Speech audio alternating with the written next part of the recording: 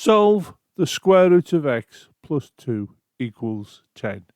Have a go yourself. I'll show the solution on the next slide.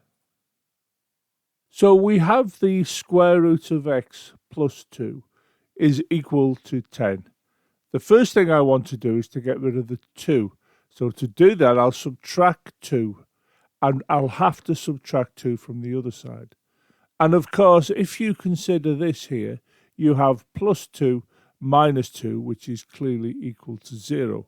So we can go on to say the square root of x plus 0 equals 8, because 10 minus 2 is 8.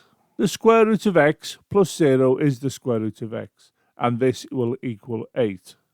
We now have to get rid of the square root. To do that, you square it. You then have to square the other side, so you get 8 squared. We end up with this being x equals 64. This comes from the fact that the square root of x squared gives us x. And of course, this 64 has come from the fact that here we have 8 squared, which is 8 times 8, which equals 64.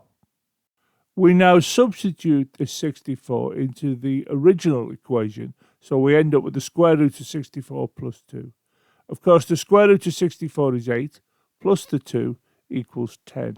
And of course, you can see it agrees with what the original equation says. So we've checked our workings, and x in fact does equal 64.